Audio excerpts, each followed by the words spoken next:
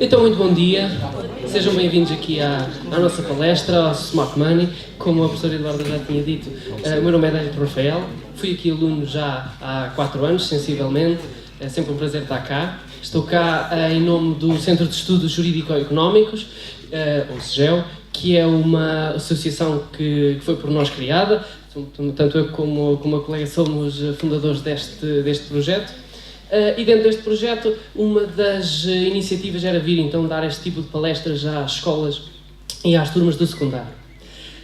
Muito bem, também passo a palavra para a Madalena se apresentar.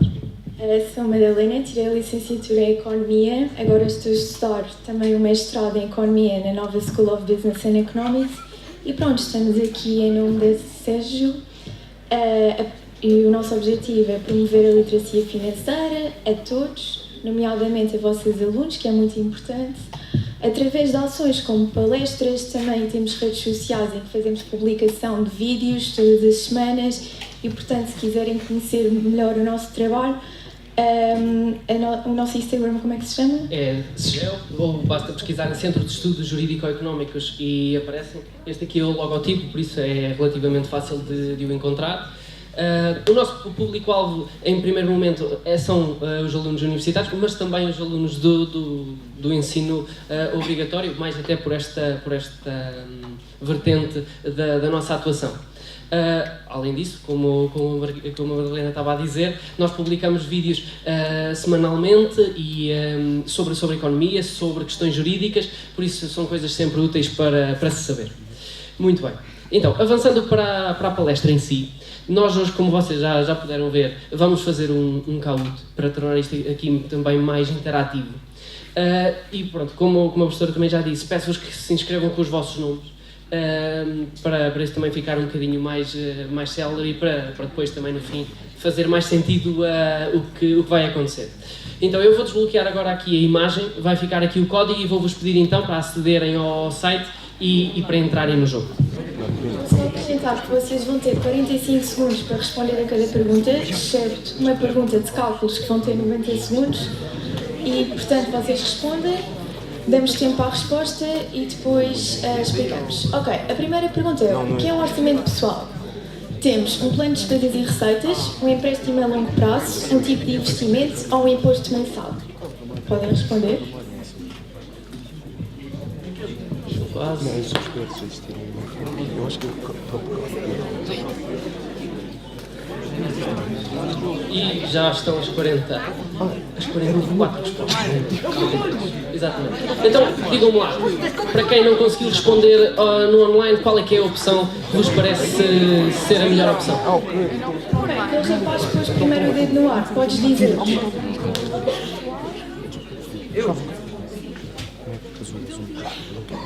O da última fila. Sim. Diz porque é que escolheste a opção? Podes falar? Também está bem. Ok, então, a maior parte acertou esta questão, plano de despesas e receitas. Então, o que é então um orçamento pessoal? O orçamento pessoal é uma forma de vocês organizarem as vossas finanças pessoais. A sua função é estimar os gastos que vocês têm e as receitas. E fazendo com que então o indivíduo não gaste mais do que os seus rendimentos, ou seja, fazer com que os gastos não sejam maiores do que o vosso salário, o que vocês ganham.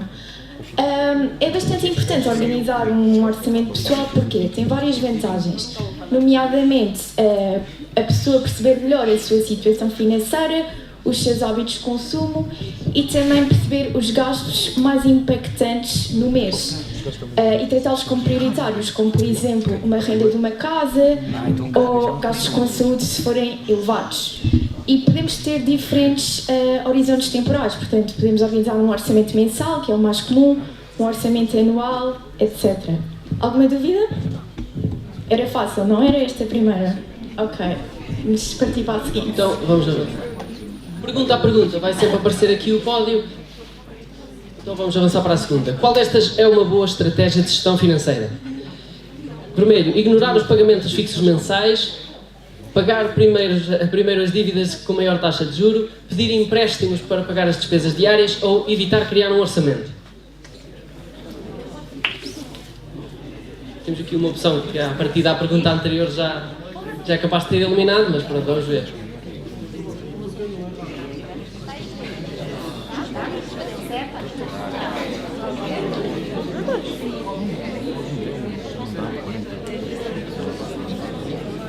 Já está. Muito bem. Vemos que a grande maioria acertou. Exatamente, pedia só um bocadinho mais de silêncio, por favor. Por favor. Muito bem, então, pagar primeiro as dívidas com maior taxa de juro. Bem, esta é uma opção até bastante clara, não é? Porque, especialmente em casos com algum endividamento, em que haja diferentes tipos de crédito, seja crédito hipotecário ou um crédito pessoal, automóvel, as taxas de juros vão variando. E como será de fácil percepção, quanto maior a taxa de juros, maior também é o valor do juro pago e, como é óbvio, não é o interessante não é estar a pagar juros e sim ou aproveitar o dinheiro ou então conseguir juntá-lo ou investir. As outras opções, em que nós pagamentos fixos mensais é sempre bom, não é? Pedir empréstimos para pagar as despesas diárias também claramente não é o ponto, porque vai originar mais despesas a partir dos juros que se vão ser ali criados. E evitar criar um orçamento, claramente não, até porque a última pergunta vimos exatamente o oposto. Alguma dúvida?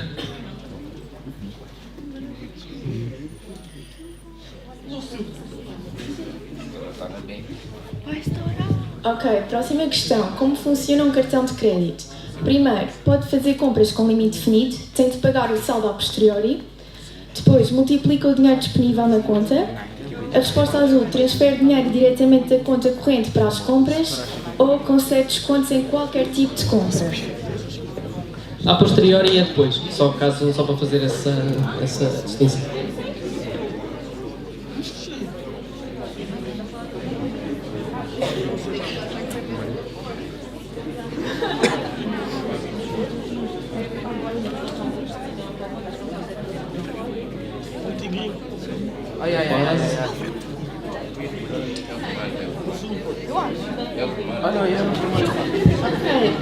Muito bem, a maioria acertou, pode fazer compras com limite definido, tem que pagar o saldo a posteriori. Isto porquê? Cartão de crédito e cartão de débito são diferentes conceitos. No cartão de crédito há sempre um limite pré-definido pelo banco, ok? É que chamamos plafond. Como é que funciona? A pessoa, à medida que vai fazendo compras com esse cartão, o saldo vai sendo descontado desse cartão até o plafond ser zero. Ao chegar a este número, zero, a pessoa vai ser impedida de fazer novas compras com esse cartão. Basicamente funciona como um empréstimo concedido do banco ao dono do cartão de crédito e o saldo vai ter que ser pago depois, a posteriori. No entanto, tem uma desvantagem, é que o dono do cartão de crédito tem de pagar a sua dívida num horizonte temporal de 20 a 50 dias, varia, dependendo de banco para banco, e se não pagar essa dívida nesse tempo, vai ter que ser sujeito à cobrança de taxas de juros e outras comissões por parte do banco. Portanto, é sempre essencial pagar a dívida antes desse tempo. E não esquecer que quanto mais tarde o portador do cartão pagar a dívida, mais juro vai ter que pagar, portanto mais caro ficará o uso do cartão de crédito.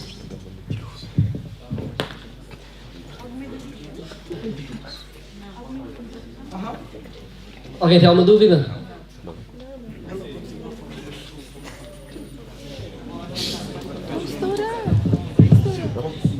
Muito bem, próxima pergunta. Porquê é que é importante poupar dinheiro? Para evitar recorrer a crédito em emergências, para garantir um futuro financeiro estável, todas as opções assim, ou para aproveitar os benefícios dos juros compostos. Embora que a amarela já tenha sido lida no fim, mas pronto.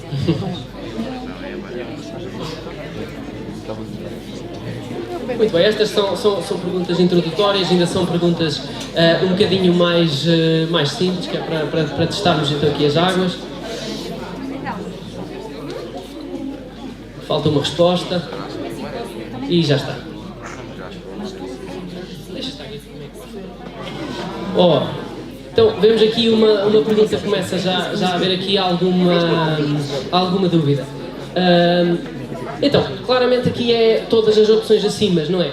Porque o objetivo de ter dinheiro poupado, acima de tudo, também é para evitar recorrer a crédito em emergências, porque obviamente quando se recorre a crédito tem de se pagar juros e esse não é o objetivo. Para garantir um futuro financeiro estável, pronto, este é autoexplicativo, não é? Quando tu, tendo umas boas poupanças ou tendo alguma poupança, uma reserva de emergência, é sempre uma segurança diferente. E para aproveitar o benefício dos juros compostos, eu acredito que possa ter sido esta opção que tenha destabilizado um bocadinho aqui a resposta. Ora, porquê é que esta também está certa? Porque a verdade é que, por regra, quando nós temos algumas poupanças, normalmente não ficam na conta à ordem. Por regra, ou a retiramos da conta à ordem para um depósito a prazo ou para uma conta poupança no banco, eventualmente da complexidade ou da proficiência dos investidores, poderá até ir para outros sítios. Mas o mais normal é estar num depósito a prazo, por exemplo. Ora, o depósito a prazo, por regra, paga juros, mesmo que não sejam muito altos, sempre tem algum juro. E os juros compostos, como vamos ver à frente, são o valor pago e por isso também estas poupanças podem nos permitir obter algum rendimento. Depois mais para a frente vamos falar mais sobre os juros compostos, por isso também não vou entrar muito aqui neste tema. Muito bem, não sei se ficou alguma dúvida, tendo em conta que houve aqui bastante pessoas a errar aqui a pergunta. Tudo certo? Fantástico, então bora.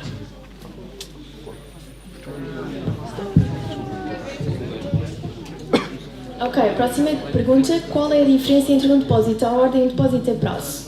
Ordem, levantamentos flexíveis, prazo, imóvel num certo período, gera juros. Depois, abaixo, os depósitos a prazo são usados apenas para grandes investimentos. A resposta azul, não há diferença significativa entre ambos. Ou, à ordem, imóvel num certo período, gera juros. Ou prazo, levantamentos flexíveis.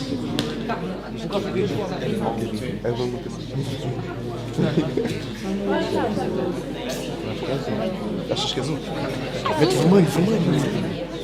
Eu duvido que existe. Se não for vermelho. Olha, não é vermelho. Não é.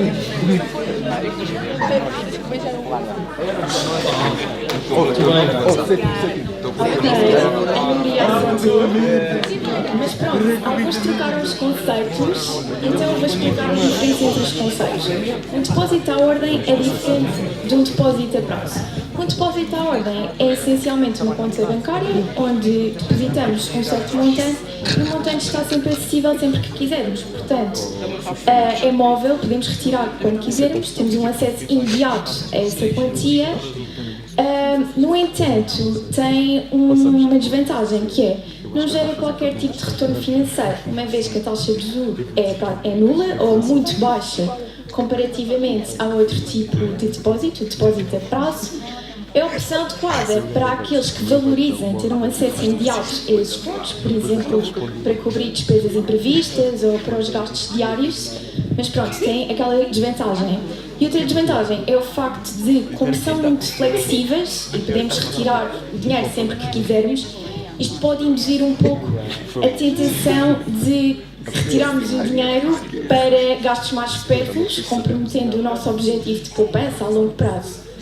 Já o depósito a prazo é a opção adequada para quem queira poupar ou investir e maximizar os seus rendimentos através da obtenção de juros.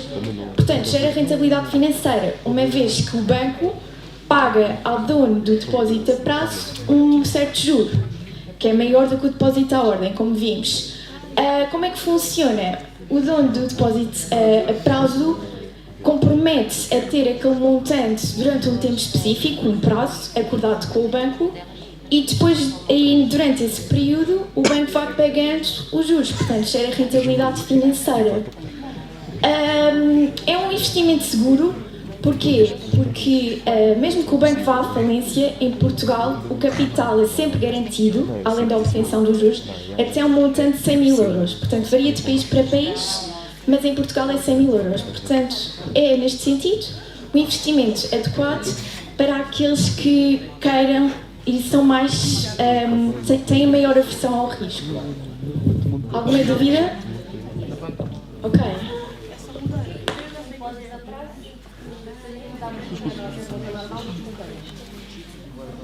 Espera aí, foi clicado aqui, já se faz o esclarecimento, ele clicou ali para avançar para o próximo. Já se fazemos o esclarecimento, peço imensa desculpa.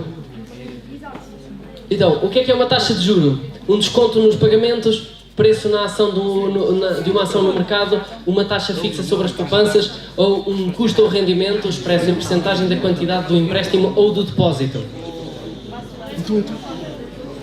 Quem esteve atento às últimas explicações, à partida já tem alguma ideia da resposta. Aliás, é uma pergunta do depósito também, já tinha tido uma pista na minha explicação aqui. Muito bem, então vamos avançar primeiro para a explicação que a Madalena ia dar. Peço desculpa por termos avançado e eu já entro aqui nesta questão. Ok, então, tu tinhas uma dúvida na pergunta anterior? Rapidinho, só experimentar ali.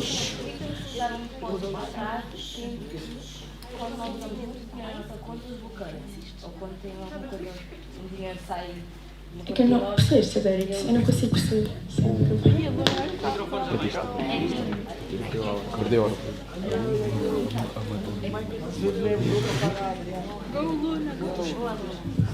Boa tarde. Boa tarde. Porquê que precisamos ter um depósito a prazo, sendo que se usarmos uma quantia enorme na nossa conta, eles bloqueiam logo, sem nos informar, sem coisa? Não, o depósito a prazo desbloqueia quando o tempo passar. Portanto, tu acordas com o banco um certo período temporal, por exemplo, 3 anos, 1 ano, e depois, quando esse período acabar, desbloqueia, mas podes fazer outro. Ok?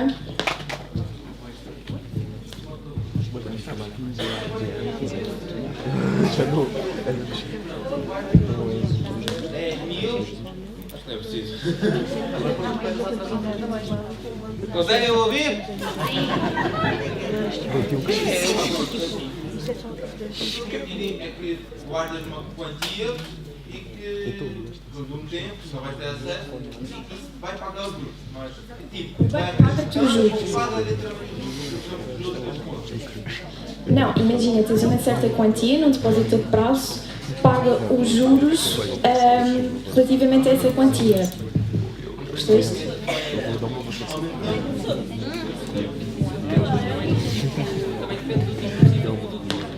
Há depósitos que têm inflação e aí sim, por exemplo, se tu deste, tu investes nesse depósito, imagina que tens uma taxa de juros, não importa o valor, e essa taxa de juros é anual, no final do ano eles acrescem aos 10.000 o valor do juro que foi contratado. Ou então, por exemplo, podes ter um depósito que não seja acumulativo, podem pagar simplesmente para a conta à ordem o valor dos juros, mas isso depende de depósito para depósito. E eu acredito que sobre a primeira pergunta, eu acho que, podes-me corrigir se eu estiver enganado, tu estavas a falar sobre fica congelado quando entram grandes quantias na conta. Quando saem. Sim, mas por regra, isso estamos a falar em transações na ordem. E por regra por uma questão de proteção em caso de transações suspeitas. Porque, à partida, no dia-a-dia ninguém faz transações de 10 ou 20 mil euros assim de uma pessoa para a outra, não é? E então por uma questão de proteção, por regra fica flag, não é? Ou seja, fica ali uma suspeita para confirmar porque é que houve essa transação. Também daí os limites dos levantamentos nos multibancos e tudo isso, que não está propriamente relacionado em si com os depósitos e com este tipo de investimento. Então, muito bem, vamos avançar para esta pergunta, para aqui, para o que é uma taxa de juro. Ora, ainda bem, a maior parte das pessoas acertou. Realmente aqui, o custo ou o rendimento expresso em percentagem da quantia do empréstimo ou do depósito. Obviamente, um desconto no pagamento é não seria, não é? O preço de uma ação no mercado também não, e uma taxa fixa sobre as poupanças pode ser discutível, é verdade, podemos considerar se é ou não é uma taxa de juro. Ora, isso também vai depender se nós consideramos o tipo, vai depender com a consideração do tipo de rendimento, se é um juro, se é um depósito, se é um lucro um dividendo, queria dizer, confundi a palavra do depósito. Se é um dividendo, ou seja, podemos discutir aqui o tipo de rendimento, realmente era uma opção que podia ser discutível se aplicava ou não. Ora, a mais completa é de facto a verde, que é o custo ou o rendimento expresso em percentagem, seja no empréstimo quando vocês pedem e a taxa de juros é 7% e temos então a taxa de juros expressa em percentagem, ou num depósito quando vocês o fazem também acaba sempre por ser em uma percentagem e a opção verde então acaba por ser a mais completa e daí também ser a resposta certa. Alguém tem uma dúvida?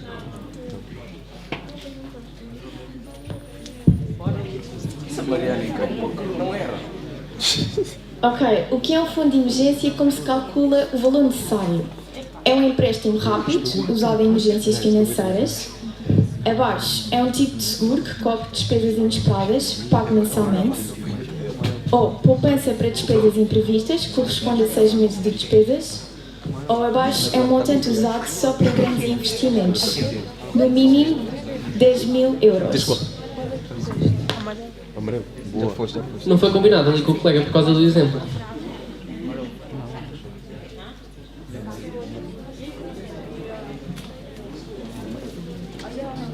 Eu acho Vamos quase a recolher as respostas todas.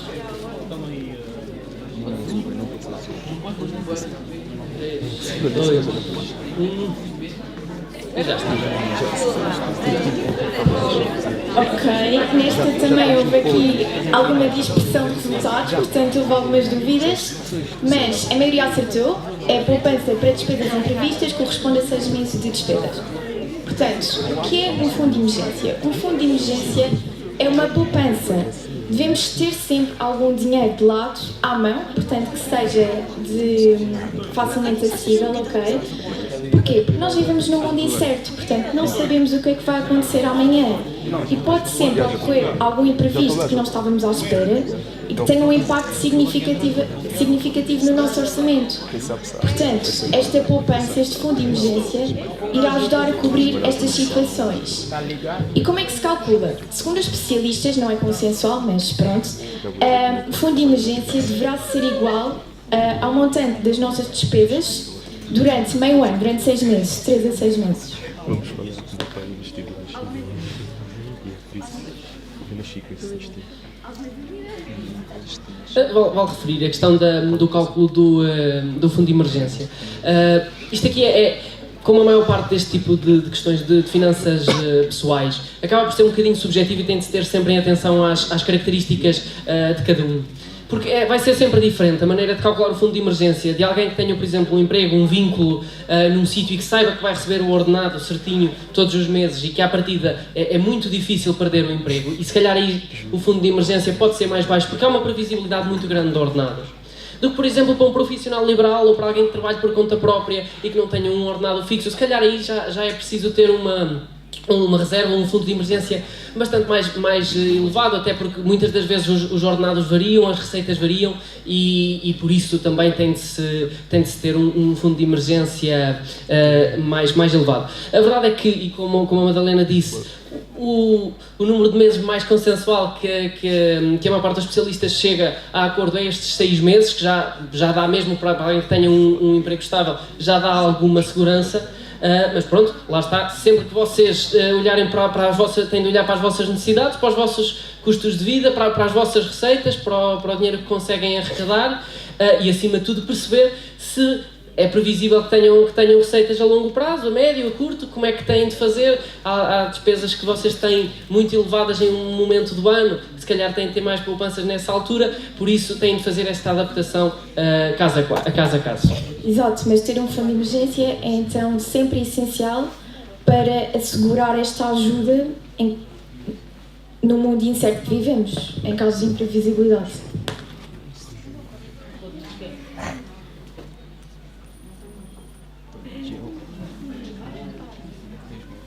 Então, qual é a diferença entre necessidades e desejos?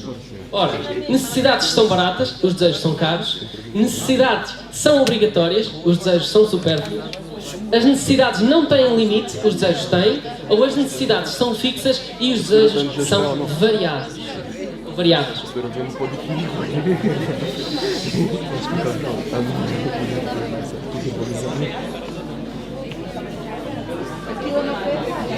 A setora pode dizer a próxima resposta. A setora pode dizer a próxima resposta. Estão quase as respostas todas. E já está. Ok, temos aqui um número até grande de acertos. Sim, de facto, as necessidades são obrigatórias, os desejos são supérfluos. A segunda opção mais votada foi as necessidades são fixas, os desejos são variáveis. Ora, mais uma vez, estamos a falar da outra opção que também poderia ser um bocadinho discutida, porque de facto as necessidades são obrigatórias e nós podemos considerá-las fixas no dia a dia, ou seja, são repetidas. Nós a comida precisamos de comprar sempre com regularidade, a conta da luz, a conta da água é paga sempre com regularidade, esperemos nós, não é? E por isso podemos considerar são fixas. Ora, a opção mais correta era mesmo obrigatórias, porque a ideia das necessidades é mesmo ser, como a palavra diz, é uma necessidade intrínseca, ou seja, nós precisamos de comer, precisamos de ter uma casa, precisamos de cumprir as nossas necessidades e por isso são obrigatórias. E os desejos são supérfluos. Ora, é muito discutido o que é que podemos enquadrar dentro das necessidades e dentro dos desejos, mas isso também já ultrapassa um bocadinho o tema da questão. Não sei se alguém tem alguma dúvida, queira falar alguma coisa sobre o tema? Muito bem, então, estando tudo esclarecido, acho que podemos avançar para a próxima.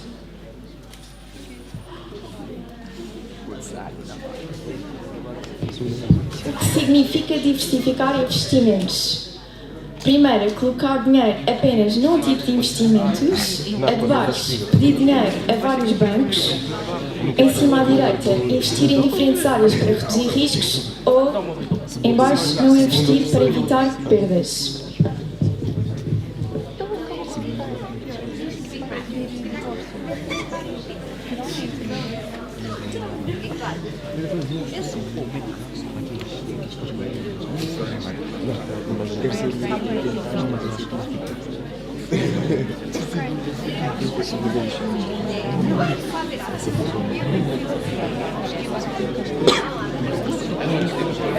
Muito bem, esta aqui só uma pessoa errou.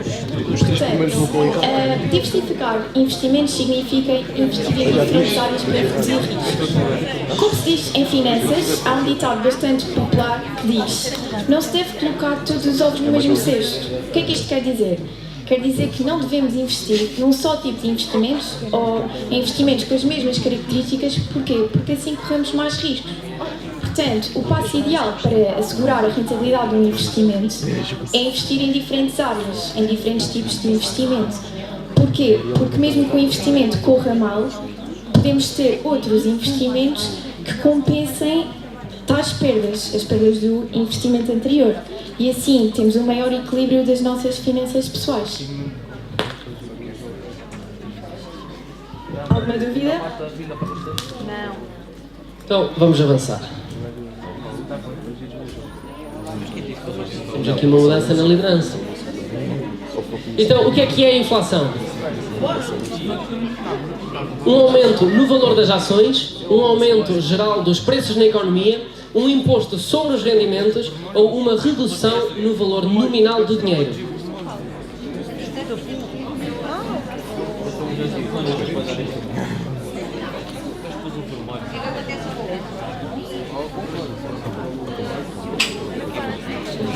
Não se deixe enganar pela imagem.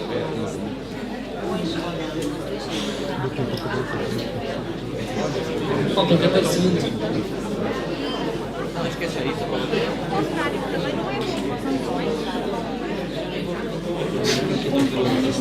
Estamos quase a acabar o tempo. E, exatamente, é um aumento geral dos preços na economia. Um aumento no valor das ações não é, de facto, também não é um imposto sobre os rendimentos, até porque a inflação não é de modo algum uma receita para o Estado, pelo menos não diretamente. Exato, eu ia dizer que a economia não é diretamente, mas indiretamente funciona como um imposto que afeta os mais pobres.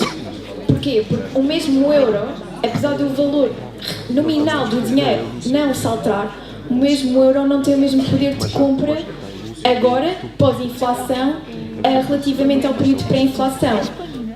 Ou seja, agora um euro depois da inflação compra menos produtos do que um euro, portanto vale menos, o valor real do dinheiro perde-se, do que no período pré-inflação.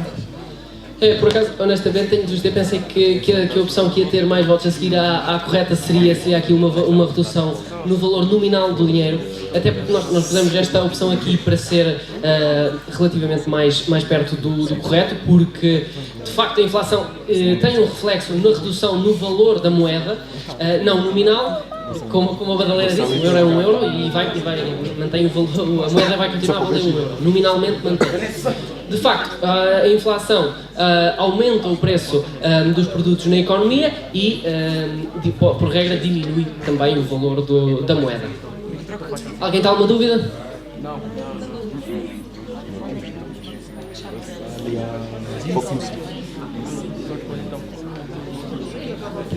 Ok, esta aqui é de cálculos. Uma pessoa tem 750 euros numa conta de poupança com uma taxa de juros de 1,25%. Quanto terá ao fim de anos? De 3 anos? 700 euros e 15 cêntimos, 778 euros e 50 cêntimos, 825 euros ou 800 euros e 12 cêntimos. Não se precipitem, têm tempo para fazer, têm 90 segundos para fazer esta pergunta. Aqui Façam tem com mais calma os tempo. cálculos. Exato. Porque tenho tempo para fazer. Não, que eu vou dizer que tu chamou alguém, tínhamos calculadora tudo pronto. Foi a 700.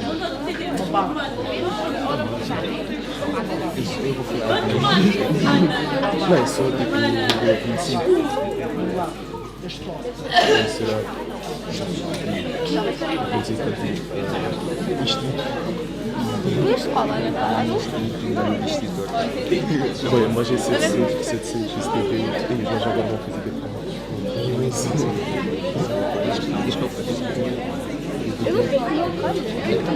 Está quase a acabar o tempo. Sem pressão.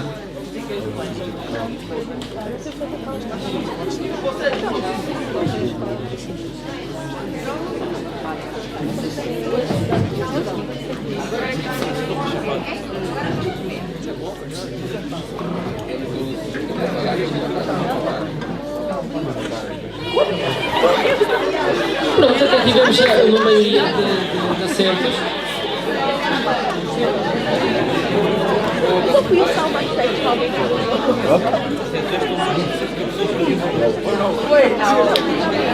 Segundo lugar!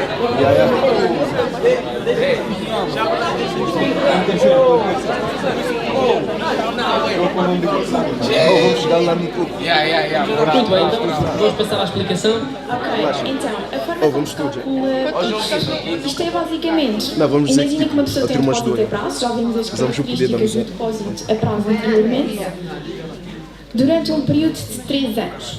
Aqui temos que ter em conta que a taxa de juros está expressa anualmente, portanto, em cada ano o banco vai pagar 1,25%.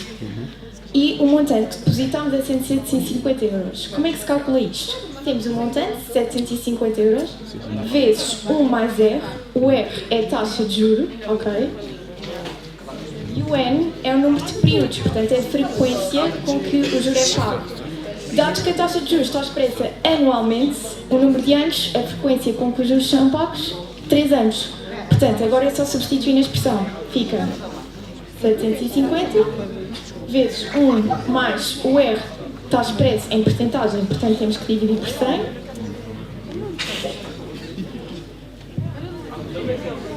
Elevado a 3. E se fizerem as contas na calculadora, isto vai dar 778,5.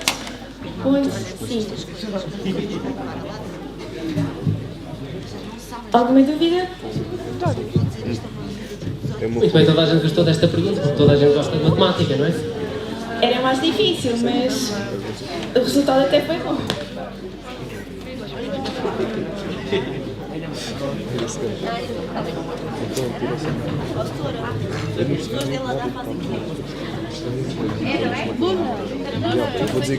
Muito bem, vamos avançar então para a próxima.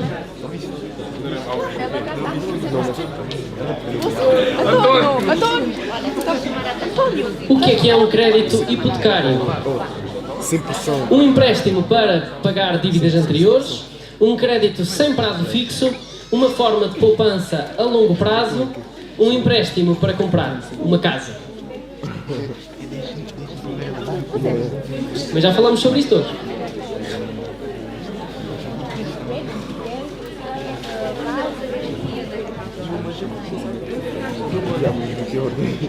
Eu me tenho.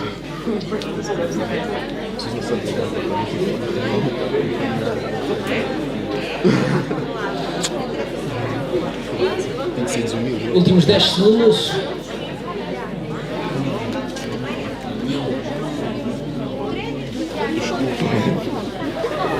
E pronto, sim, a maioria acertou, sim.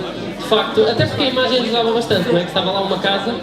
De facto é um empréstimo para comprar uma casa. É um dos vários tipos de crédito que existem. Nós temos o crédito... o crédito hipotecário, que é mais utilizado na compra de habitações. Um empréstimo para pagar dívidas anteriores não é, será um empréstimo pessoal. Um crédito sem prazo fixo não acontece. Ou uma forma de poupança a longo prazo. Pronto, claramente aqui um crédito não o seria. Alguma dúvida? Então podes avançar. Vocês queriam que a Ana Clara ficasse.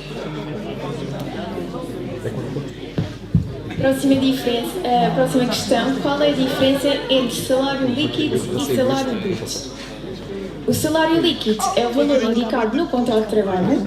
Abaixo, o salário líquido é igual ao salário bruto menos descontos de IRS e Segurança Social. Azul, o salário bruto é igual ao salário líquido menos descontos de IRS e Segurança Social, ou não há diferença. Eu não vou já abrir. Ok, primeiro.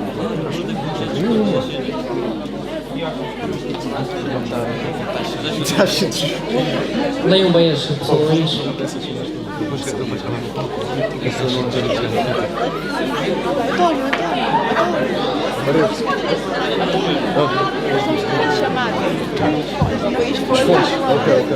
Está bem? Ok, a maioria acertou, no entanto há alguns que confundiram os conceitos. Efetivamente há diferença entre o salário líquido e o salário bruto. Qual é que é a diferença?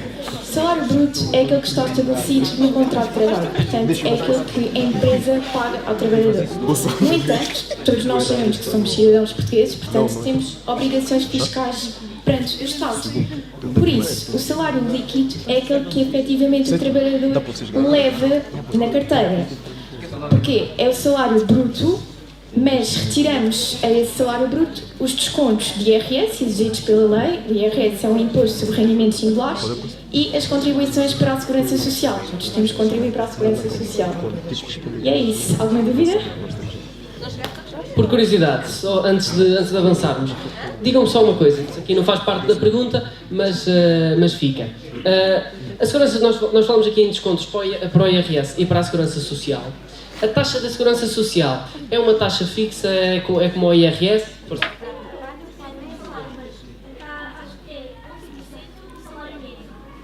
É 11% do salário. Sim, independentemente do valor pago, é sempre 11% do valor. Já o IRS vai ser então... como é que é o IRS então? Também é como a Segurança Social, tem uma taxa fixa?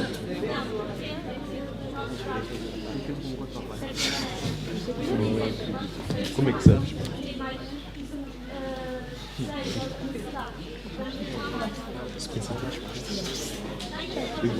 Sim. É assim, o IRS de facto é por escalões, ou seja, não há uma taxa fixa, como por exemplo na Segurança Social, que é os tais 11%, e isto vai subindo mais relacionado ou só relacionado com as receitas que temos, ou seja, com o ordenado que recebemos, ou com os outros rendimentos pessoais que temos, do que propriamente com os gastos. Mas sim, poderá haver um impacto nos gastos, mas isso é mais para a área das deduções que é possível fazer aos rendimentos do IRS. Ou seja, funciona como um imposto progressivo. Quanto mais a pessoa ganha, maior será a taxa de IRS, ok?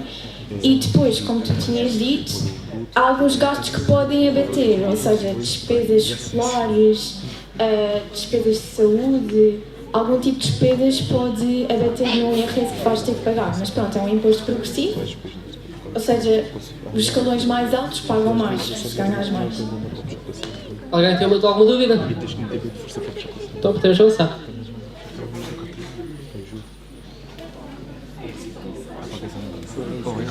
Qual destas opções é um rendimento gerado por um investimento?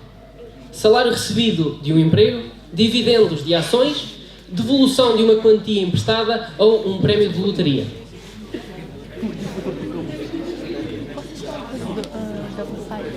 Não.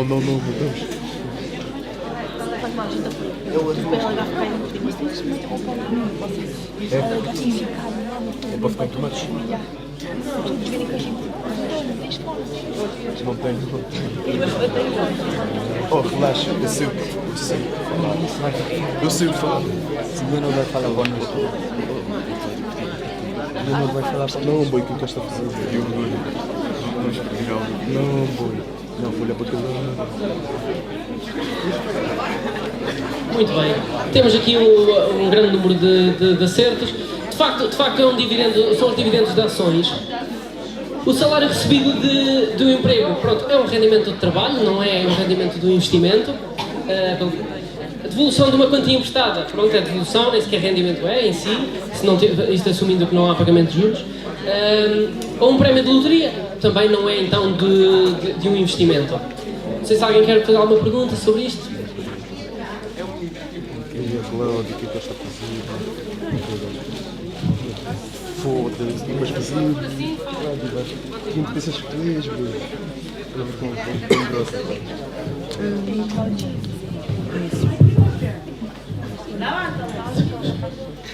Bom dia.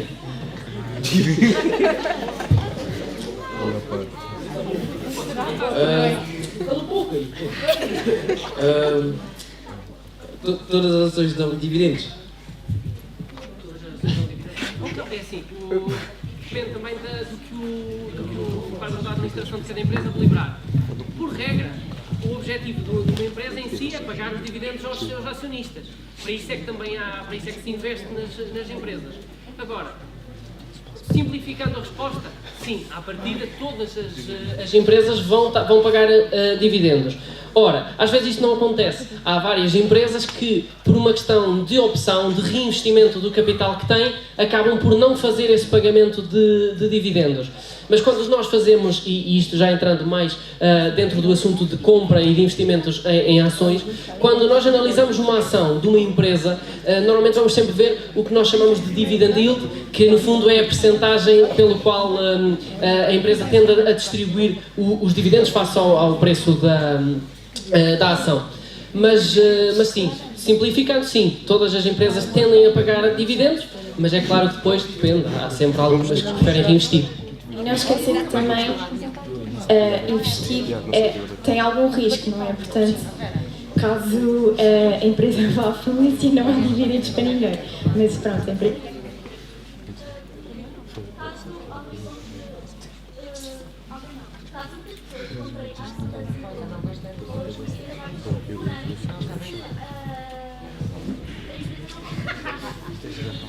enganar as pessoas que investiram. Essas pessoas têm algo de cobre ou não? Ok. Imagino que o valor da ação da empresa está supervalorizado e não é aquilo que realmente é. As pessoas que investiram nessa ação têm algo de cobre ou literalmente perdem tudo? É assim, quando se investe, estamos sempre expostos ao risco de nos estarmos a investir. Ora, se o valor da ação está ou não sobrevalorizado, advém das duas uma, ou de uma análise económica real à empresa, que os especialistas possam fazer face ao património que têm, face à faturação que têm, às margens que têm, à prospecção de crescimento que têm.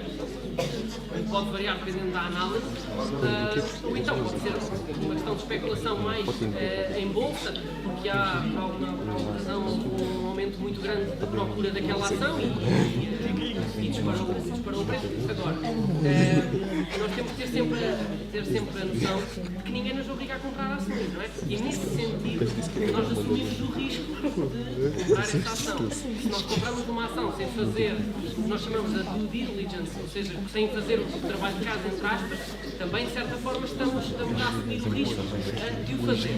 Ora, isto não significa, em caso de a primeira vez que vamos fazer isto, nós não consideramos que isso seja a empresa a enganar ninguém. É o preço dela no mercado, só existiu quem quis. Agora, se efetivamente existir, por exemplo, um caso em que realmente a empresa não sei os resultados, em que efetivamente haja alguma má fé por parte da empresa para tentar aumentar a valorização, ou por exemplo, um grande acionista que tenha também um grande público ou um grande acesso a pessoas que, por exemplo, vá dizer, vou fazer isto, isto e isto, e isso acaba por ter um reflexo no aumento do preço das ações, aí já entramos de facto numa questão jurídica de se há ou não há responsabilidade.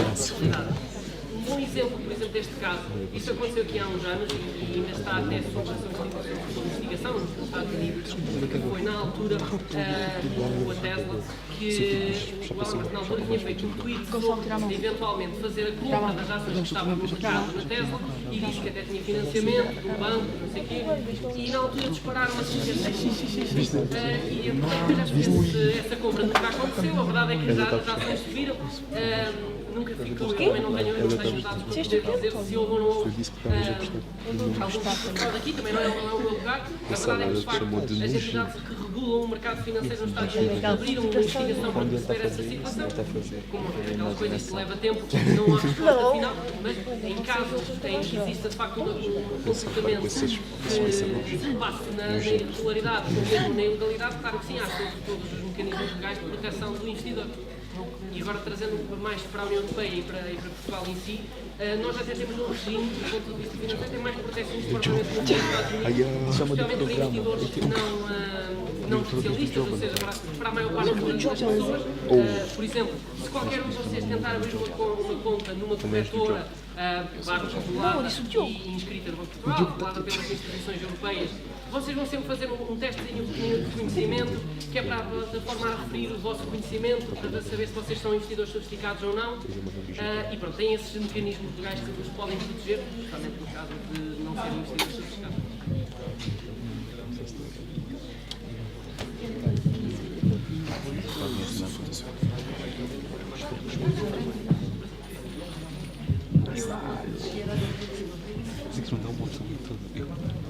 Ok, próxima questão. Das seguintes opções, qual é o investimento de baixo risco e elevada liquidez?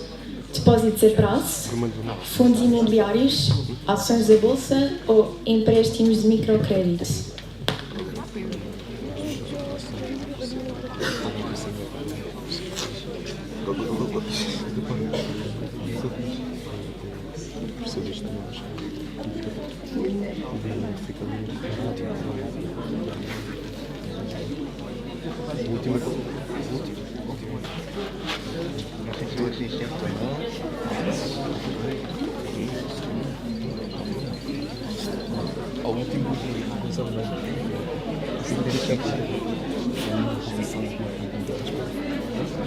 Vamos todos. Não, fazemos. Portanto, aqui a maioria também aceitou, mas houve algumas dúvidas. Depósitos a prazo. A resposta depósitos a prazo é correta, portanto é um investimento de baixo risco e elevada liquidez. Por tudo aquilo que eu já tinha dito acima, portanto se vocês estiveram atentos sabem-me dizer, depósitos a prazo é um investimento de baixo risco. Isto porquê? Porque em Portugal o capital é sempre assegurado até um certo montante, no nosso país é cerca de 100 mil euros, portanto mesmo que o banco vá à falência, têm sempre o capital assegurado até 100 mil euros. Elevada liquidez, porque isto porque se o investidor quiser retirar o dinheiro do depósito a prazo, pode facilmente fazê-lo. No entanto, ter em conta que isto implica o sacrifício dos juros, portanto não recebem os juros. Alguma dúvida? Muito bem. Se quiseres acrescentar das outras opções, ações da Bolsa já tinhas falado um bocado. Não, é isso. As outras opções que não sejam aqui o depósito a prazo, fundos imobiliários ou empréstimos a microcrédito, que houve uma pessoa que selecionou. Posso avançar já até com os empréstimos de microcrédito? Não sei, por curiosidade, a pessoa que selecionou esta opção, consegue-me dizer mais ou menos em que é que consiste este tipo de empréstimos? Empréstimos à partida não é um investimento. Não é? Tudo que é empréstimo não é bom. Tudo que é empréstimo não é bom. Então a gente foi empréstimo. É uma boa filosofia. Não, é assim, especialmente em microcrédito, tendencialmente estamos a falar em investimentos com um bocadinho mais de risco do que propriamente as outras opções. O que não significa que não se possa fazer, desde que se esteja consciente do que se está a fazer e do que se está a investir, claro. A verdade é que, especialmente microcrédito, nós estamos a falar em investimento das duas uma, ou em empresas mais pequenas, que tendencialmente vão a estes mercados secundários buscar financiamento, ou então dos investidores que fazem empréstimos de quantias sensivelmente mais baixas do que se poderia falar em investimentos mais de larga escala. Existem várias plataformas e é sempre recomendável o estudo muito afincado quando estamos a falar neste tipo de opções, porque são opções que efetivamente acarretam riscos, porque as empresas, especialmente as empresas que recorrem a microcrédito, não serão todas, claro, mas por regra são empresas que já foram ao banco endividar-se e por regra tenderão a estar com um endividamento mais elevado e por isso recorrem a estes serviços no mercado secundário. É claro, mais uma vez, nós também não estamos aqui para fazer aconselhamento financeiro, fica à responsabilidade de cada um dos maiores, para quem já for, de estudar bem a situação e de perceber se faz ou não sentido fazer esse tipo de investimento. Também não é um investimento todo com elevada liquidez, porque os empréstimos, mesmo a microcrédito, que podem ter até prazos mais curtos, vão ter sempre um prazo 3, 5, 7 anos, por isso, em termos de liquidez, tens de esperar mesmo até ao final do contrato. Não dá, por exemplo, como nos depósitos a prazo, que a qualquer momento vocês podem dizer ao banco: preciso do dinheiro de volta. Ficam sem os juros, claro, como a Madalena disse, mas se precisarem do dinheiro, para uma emergência ou o que for, têm-no em um período de dias úteis relativamente curto. O que não acontece com os empréstimos a microcrédito. A nível dos fundos imobiliários, os fundos imobiliários também não são propriamente marcados por uma elevadíssima liquidez. É mesmo o ativo em si, o prédio, casa, etc. É isso, ou o investimento imobiliário. Por exemplo, o que é um fundo imobiliário? Não sei se alguém me sabe dizer o que é um fundo imobiliário. Não? Muito bem. Houve 12 pessoas que selecionaram fundos imobiliários sem saber o que é um fundo imobiliário? Ok, também dá. O fundo imobiliário, no fundo, é uma entidade que investe em imóveis, seja imóveis para habitação, seja comerciais, seja escritórios, o que for, e acima de tudo, o que nós fazemos quando investimos neste tipo de ativo é comprar uma parte deste fundo, similar ao que seria uma empresa. Tendencialmente tem um risco ligeiramente mais baixo do que propriamente as ações, mas não são marcados propriamente por uma elevadíssima liquidez, porque estão sempre dependentes de vender essa participação, como nas ações. E lá está. Como também não é um mercado tão grande como o mercado das ações, também podem ter um bocadinho mais de dificuldade a vender esse título, porque o número de pessoas no mercado, pronto, é daquelas coisas. A nível das ações também já falamos. Não sei se queres dizer mais alguma coisa sobre o tema. Não sei se alguém tem alguma pergunta sobre este tipo de investimentos.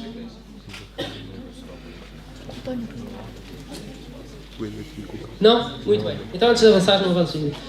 Antes de avançarmos, vale referir esta pergunta. No início, quando nós desenhamos este quiz, tinha 15 perguntas, ou seja, que era até aqui. E como vocês devem ter visto, têm acompanhado aqui os rankings e quem é que está em primeiro e em segundo, o que é que nós depois pensamos?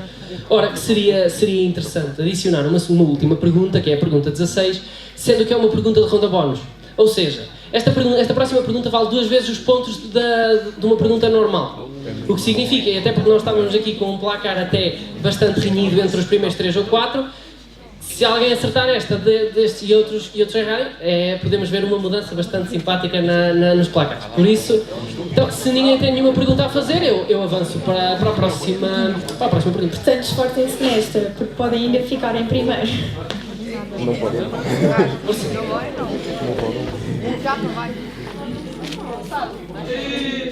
É isso, estamos reunidos.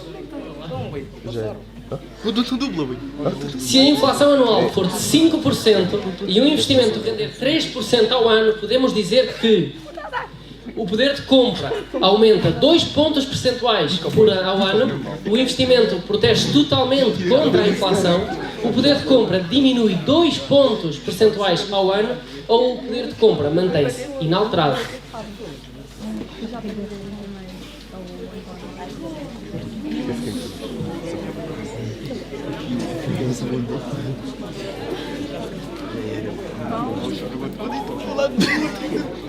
Não, vamos dizer, vamos trabalhar juntos, nós todos,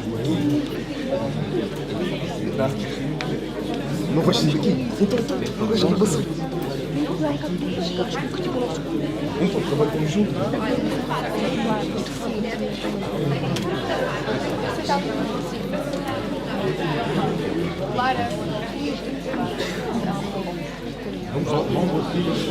Não. Vais? Os gajos vão ficar assim.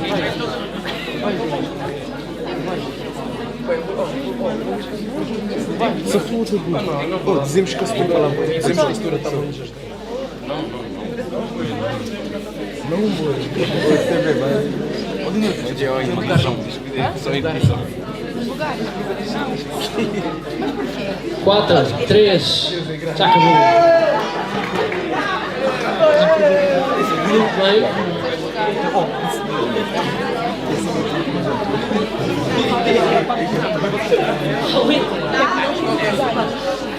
Muito bem, então olha, está respondida a última pergunta deste quiz, o que significa que aqui já sabemos as pontuações finais.